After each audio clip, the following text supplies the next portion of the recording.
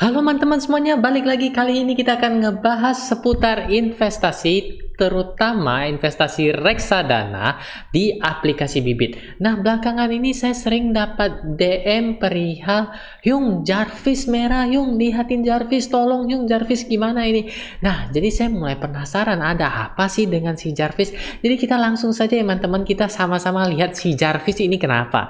Oke? Nah, jadi sudah muncul ya teman-teman di samping layar bahwa ini Bibit saya dan posisinya masih plus 3%-an. Dan seperti biasa teman-teman selalu minta saya update untuk posisi Jarvis ya. Dan kali ini di spesial di video kali ini kita juga akan nge-sharing ada apa sih dengan si Jarvis. Jadi kita akan langsung saja lihat. Dan katanya lagi minus, tapi ketika saya buka, ya kenapa putarannya agak lama ini? Yap, posisi Jarvis saya masih plus 9,6%. Saya pun masih bingung. Ada beberapa teman-teman yang mengatakan, Yung Jarvis minus, Jarvis minus. Sebenarnya posisinya di angka berapa ya kalau gitu ya? Jadi kita sharing saja ya teman-teman ya. Bagi teman-teman yang mempunyai portofolio Jarvis yang mengikuti saya, ya kenapa mengikuti saya? Tapi saya udah ingatkan ya untuk reksadana Jarvis ini meskipun dikategorikan reksadana campuran dan tingkat resikonya itu menengah, saya pribadi kategorikan kalau si Jarvis ini tingkat resikonya tinggi ya. Kan masing-masing punya pendapat ya. Alasannya kenapa? Yuk kita cek satu-satu. Sebelum masuk cek satu-satu kita lihat di sini dulu. Jadi posisi saya masih nambah ya. Pot modal investasi saya sekarang udah 8 juta. Teman-teman boleh cek di video-video sebelumnya.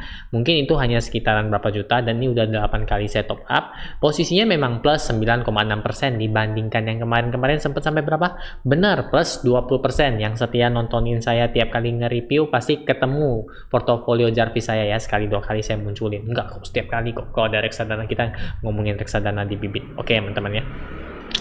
Oke, jadi kita masuk ya teman-teman ya. Oh ya, dan ini saya juga mau kasih tahu teman-teman. Wah, saya mau kasih tahu apa ya? Dengan ini kasih tahunya terlalu banyak nih. Kalau terlalu banyak nanti teman-teman ketiduran atau bosan jadi lihatnya. Mau lihat muka saya bosan nggak sih kan? Oke, jadi gimana teman? Saya menangkap satu hal ya teman-teman, yang ini kita sharing juga ya, dan kita harus menemukan masalah kenapa teman-teman posisinya itu minus di Jarvis, sedangkan posisi saya ya syukurlah sampai saat ini plus terus. Nah di sini saya kayaknya menemukan suatu rasa yang agak curiga ya teman-teman ya. Kayaknya teman-teman yang minus itu dia hanya melakukan pembelian sekali saja dan tidak menggunakan metode DCA.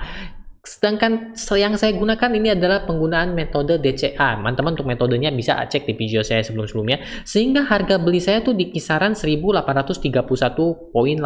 Ada ya teman-teman ya? Di mana? Di sini ada kan? Ada. Nah, inilah manfaat metode DCA tersebut. Nah, terus ini berarti udah saya sebutkan ya. Nanti kita coba cross check ya teman-teman yang minus benar nggak baru beli sekali habis itu nggak top up lagi ya teman-teman ya. Kalau saya kan rutin top up, jadi saya dapat harga rata-rata seperti itu teman-teman. Jadi ketika dia turun saya beli, ketika naik mungkin juga saya beli, mungkin waktu saya beli itu dia naik, mungkin juga waktu saya beli itu dia turun ya. Jadi dapatkan harga rata-rata. Dan bagi teman-teman yang plus, share juga dong di bawah. Jadi saya mau tahu yang plus siapa, yang minus siapa. Dan bagi teman-teman yang mau join, ya boleh ya silakan, tapi harus tahu resikonya terlebih dahulu. Nah resikonya ini loh yang saya akan bilang.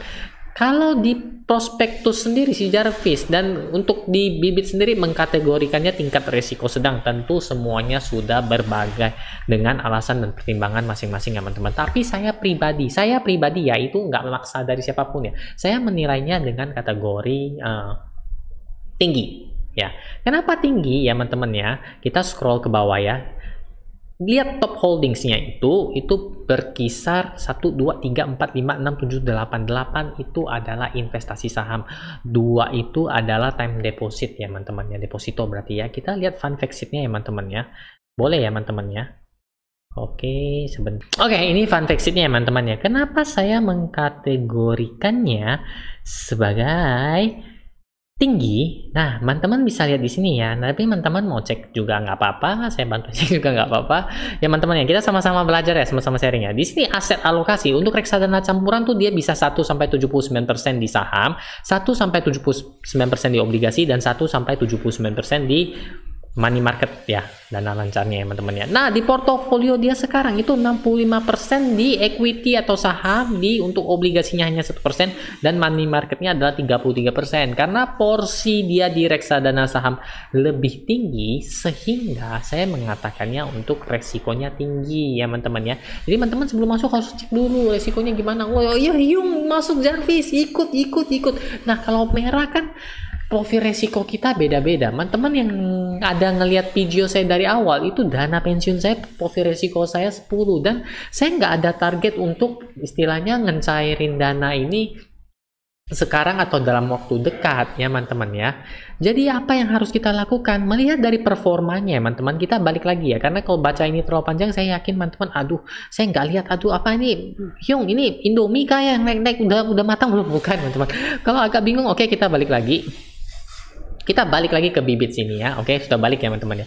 Untuk performanya satu hari memang kebetulan waktu bikin video ini plus 1%. Untuk satu bulannya dia bergelombang naik turun, cenderungan turun. Untuk 3 bulan terakhir saya melihat masih cukup oke. Dan yang saya lihat, karena saya orangnya investasinya jangka jauh lama sekali ya. Jadi saya lihat posisi paling terakhir yaitu adalah ya Jarvis belum 3 tahun ya, berarti 1 tahun terakhir teman-teman bisa melihat dengan kondisi pergerakan NAV-nya seperti ini. Teman-teman bisa menilai sendiri, bener nggak sih ini kendaraan investasi saya, bener nggak gitu loh ya teman-teman ya. Ini kedepannya bisa berubah, bisa banget. Makanya setiap kali saya komen, teman-teman pasti ada yang ada istilahnya baca-baca komen, saya selalu bilang semangat investasinya, terus pantau kinerja investasinya. Setiap investasi apapun yang Hyung teman-teman lakukan, itu jangan lupa untuk selalu memantau kinerjanya teman-teman ya. Kenapa? Kalau tiba-tiba dia anjlok ataupun dia turun dan tidak wajar, teman-teman sudah tahu. Itu alasan kenapa saya selalu mengatakan jangan lupa untuk selalu melihat kinerjanya. Kita lihat NAV-nya saja terus meningkat. NAV meningkat itu ibarat kata orang makin percaya, atau mungkin banyak yang ngikut saya beli Jarvis. Jarvis endorse gua dong, banyak yang ngikut nih. Oh enggak kayak gitu ya. Ya subscriber juga nggak banyak, siapa yang ngikutin juga ya. Oke, jadi gitu ya teman-teman ya. Untuk lihat investasinya teman-teman lihat dulu. Oh ini gimana? Kalau misalnya targetnya nggak lama, teman-teman jangan main-main di Jarvis ya. Takutnya waktu teman-teman mau pakai dananya, Jarvis malahan minus. Tapi kalau yang mau barengan sama saya, kita mengarungi lautan bersama, gelombang kita hadapi, yuk aja teman-teman. Oke, jadi sebelum mengakhiri video ini mengenai Jarvis, saya harap beberapa poin yang singkat ini dapat ya setidaknya gimana ya, men-refresh pemikiran teman-teman, sehingga tidak perlu takut ataupun cemas. Sebenarnya saya ingin gali lebih dalam lagi, tapi saya yakin apabila saya gali lebih dalam, ada beberapa teman-teman yang mungkin agak sedikit, wah Hyung, ini kok pusing banget ya Hyung, ya katanya simple sederhana kok jadi makin pusing ya. Seperti jadi saya harapannya hanya singkat padat jelas. Kita melihat karena ini reksadana, jadi kita nggak perlu terjun terlalu dalam. Kita lihat kinerjanya, oh dia masih bagus, naik ke atas ya, naik ke gunung ya, silakan naik ke gunung, kiri kanannya ada pohon ya, silakan hijau-hijau semua. Seperti itu teman-teman ya. Saya harapannya juga teman-teman nggak perlu terlalu stres ya, ataupun terlalu takut apabila investasinya merah ya. Tapi dan teman-teman harus ingat selalu ngecek ya teman-teman ya, investasi yang dilakukan. Dan ingat, mengingat soal merah-merah begini, saya kan ini kan followernya Raditya Dika, teman-teman juga kenal kan, dia juga sering muncul di Bibit. Nah, di suatu hari saya juga sempat lihat story-nya. Si Bang Radit tuh pernah mengatakan bahwa dana pensiunnya itu total dana pensiunnya udah tercapai di tahun 2019. Wow, hebat sekali ya. Kalau saya masih cukup panjang ya, karena ya maklumlah mungkin beda income seperti itu ya.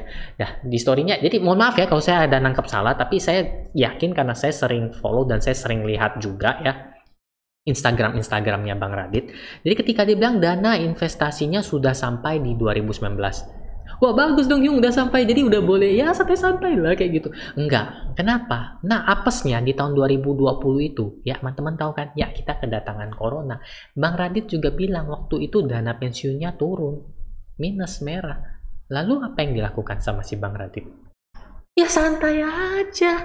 Yang namanya investasi itu memang dana pensiun dia. Kelak misalnya Bang Radit umur 55 tahun, 60 tahun ya, udah nggak ada pemasukan lagi. Contoh ya, ini contoh ya. Ya, ini karena maksud dari dana pensiun ketika kita udah nggak ada penghasilan lagi ya. Nah, si dana pensiun ini baru dicairkan atau baru digunakan.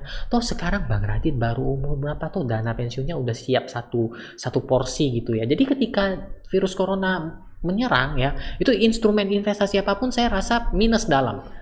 Dia slow-slow aja karena dia udah terbiasa dengan investasi seperti ini dan dia tahu investasi nggak selamanya turun dan nggak selamanya naik juga.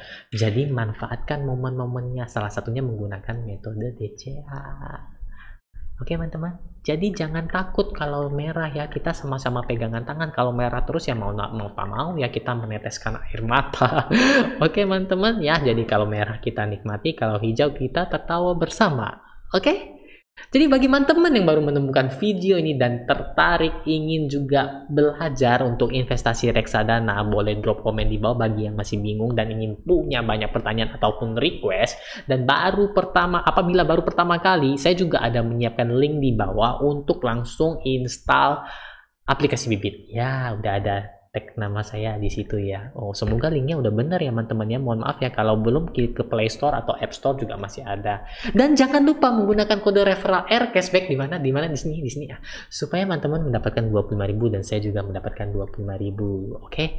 Jadi mau request apa lagi, mau tanya apa lagi, nggak merah lagi kan sekarang? Oke, nggak takut lagi. Jadi nantikan video-video saya berikutnya. Akhir kata, cacak.